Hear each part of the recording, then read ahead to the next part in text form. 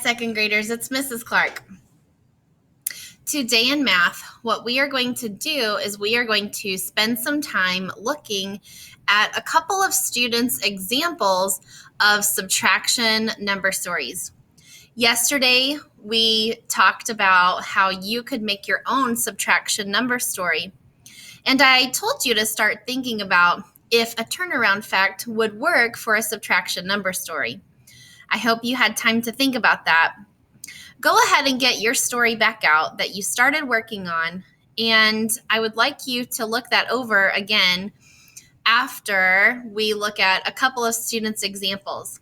Let's see if your story that you wrote is similar to one of these. All right, here we go, boys and girls. Here is a response from one child. Her directions were to make up a simple subtraction number story. Write it below. Draw a picture that matches your story. All right, so here is what this child wrote down. This child wrote, Sarah got 6 cookies. She eats 4. Now, how many are left? She also wrote a number model for her story. She wrote 6 minus 4 equals 2. Is this a subtraction number story? Yep, it sure is. How do you know it's a subtraction number story? Well, let's look at the words that this child wrote. There are words. I see lots of words. I see numbers. Remember, we talked about how in a subtraction number story or an addition number story, you need words and numbers. It also talks about taking something away. I noticed that she was talking about 6 cookies, and then it says that Sarah ate 4 of those. So by eating those 4 cookies, she's taking some of the cookies away from the 6 that she started with. So she asks a question at the end as well. How many are left? Now this should be a question mark because she's asking a question. So is there something to figure out? Yes, there is something to figure out. We have to figure out how many cookies are left. Let's check the number model that she wrote to go with the story.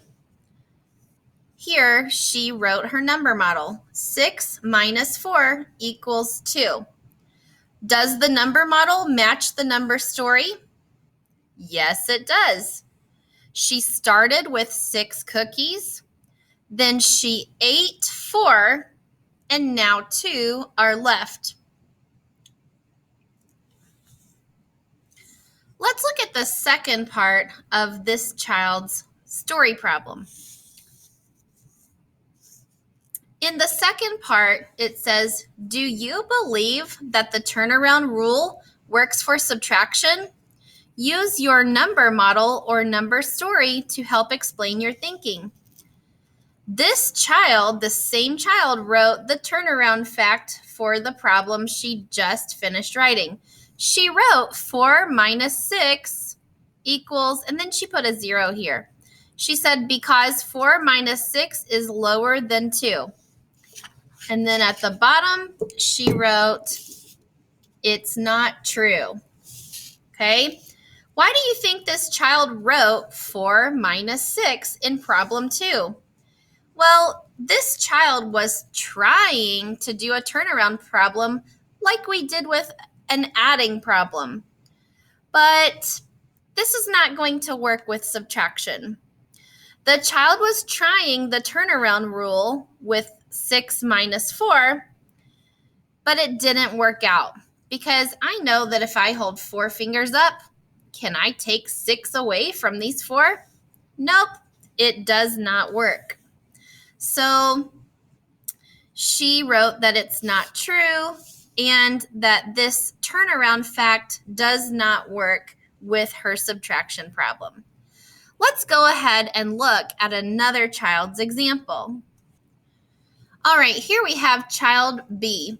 And child B had to do the same thing that child A did. Child B had to write a subtraction number story. And let's see what that child did. I went bowling. There are 10 pins. I knocked 6 pins down. How many now? So this child is telling a story about bowling with bowling pins. And there were 10 pins to start out with. And then this child knocked 6 pins down. And the question is, how many are there now? The number model that this child chose to write was 10 minus 6 equals 4.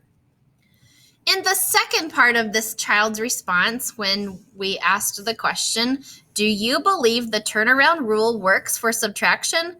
This is what this person had to say. This is not going to make sense. You cannot knock 10 when there are 6 pins.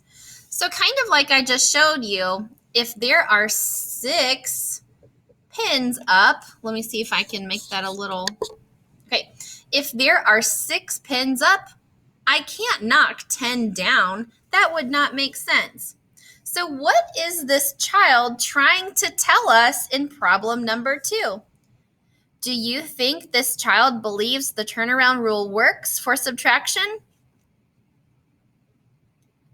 This child is saying that the turnaround rule does not work for subtraction.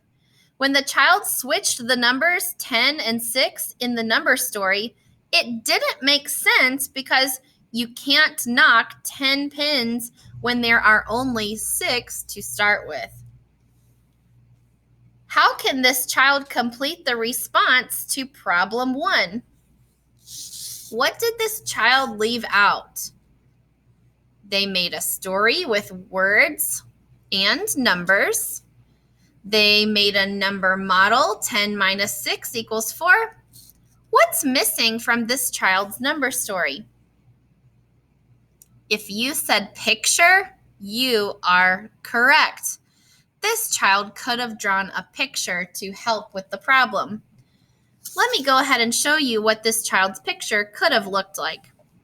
So this child was talking about bowling pins, and he started out with talking about 10 bowling pins.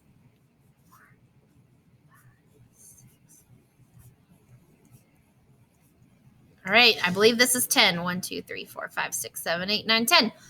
I am not going to spend all of my precious time figuring out how to draw the perfect bowling pin. If I create circles, that's good enough. So this child could have drawn 10 bowling pins, and then because this is subtraction, and he said in his story that he knocked 6 down, we can just cross out 6 of these pins.